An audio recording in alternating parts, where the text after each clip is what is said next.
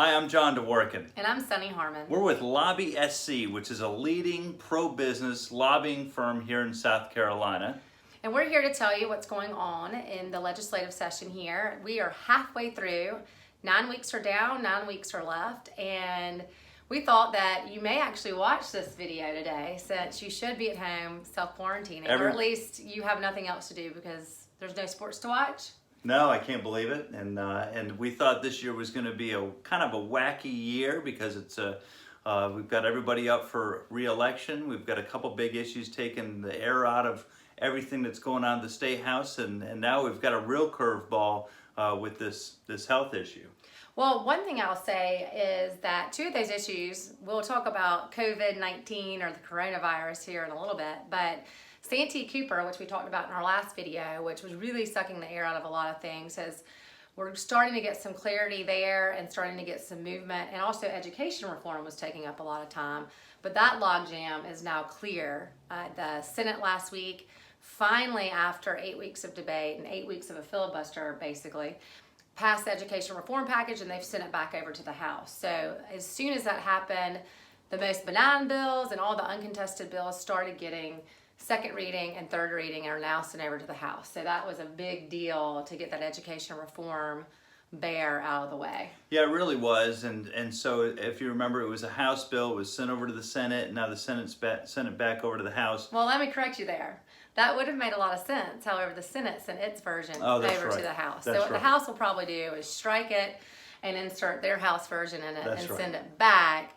But that has been a lot of contention on the House side, saying, you know, that we send our things over there and they take our H away and they put an S on it and they send it back. So that is a sore subject for sure, but with it being such an important issue and because it is an election year, we do expect that to pass in some shape or form, whether it has an H or an S on it. Yeah, and a side note, I'd heard either yesterday or today the teachers have they have postponed or eliminated their rally on March 24th. Right, that's just one of the many of the events that are being postponed and or canceled around the state. So the other issue that has sucked a lot of oxygen out of both bodies is Santee Cooper. And as you may remember, the Department of Administration made 3 recommendations to the General Assembly. One was to either sell to NextEra, be managed by Dominion Energy South Carolina, Number 2, or the third option was for Santee Cooper to just completely reinvent and reform itself. Well,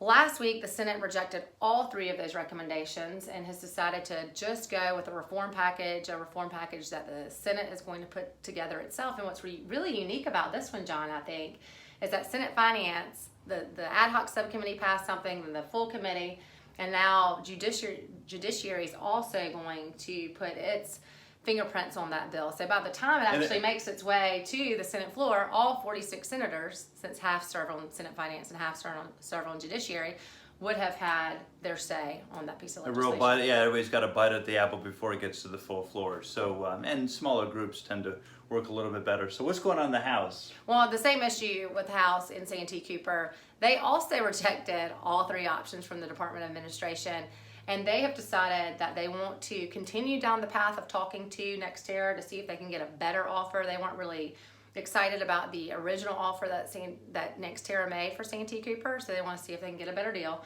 And then they also are putting their own reform package together, and that reform package really is a lot of change in the governance and the board for Santee Cooper. So it'll be interesting what happens. The House just finished its budget this week, so $10 billion budget. And in pretty record time. They started on Monday, but they were done by about 8 p.m. Tuesday evening, when traditionally, I mean, you're used to being there at least past midnight as they Wednesday and Thursday. And then multiple days. But you definitely usually have, I feel like, a late night there. But certainly the Ways and Means Committee's been working for weeks and weeks and weeks, and a lot of people been working on this for a long time. So I think that really kind of came to a head on that Monday and Tuesday debate to really just knock it out and get it done and send it out over to the Senate Finance Committee. And they had a previously scheduled furlough, so they will not be in legislative session this coming week.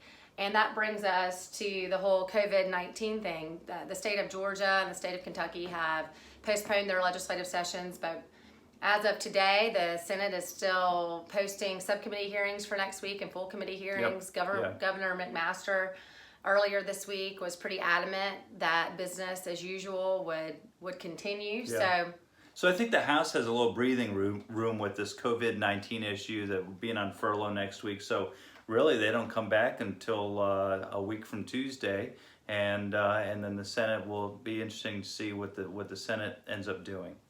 Another big issue that moved forward this week is business license reform, which we've talked about in the past as well.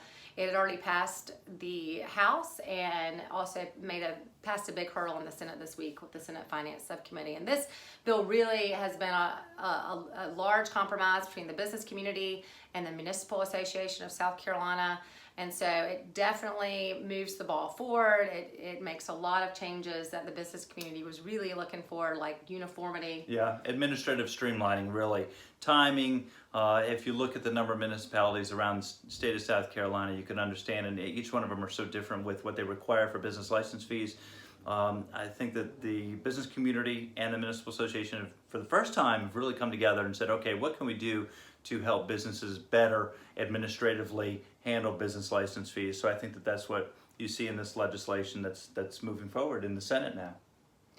And so what we're expecting over the next couple of weeks, filing begins, I guess, on Monday. Monday, yeah. And we'll run through, does it go through the 30th or the 31st? I'm always confused about that. March 15th to March 30th, around that. And it's an interesting time for legislators. Remember, all 170 legislators are up for re-election, 124 House members, 46 senators. And it's an interesting time because I think everyone all the elected officials just really naturally, wondering, God, is someone going to run against me? Or they already know. And so we'll see over the next 2 weeks. And then the Senate will be turning its focus towards the budget since the House has already passed it. So their subcommittees have already been meeting, their Senate Finance subcommittees, but they'll continue to meet. They'll continue to debate Santee Cooper as well. Yeah. And then this whole coronavirus thing will just keep you posted. We're not really sure what's going to happen there. Yep. But that, in a nutshell, is what's going on in South Carolina right now. Yeah, so remember, Sunnie died, last day of session is May 14th. It's, I guess, 9 weeks away. And if you have any questions about any of these issues or any other issues before the South Carolina legislature, please visit our website at www.lobbysc.com. Thank you, and have a great day.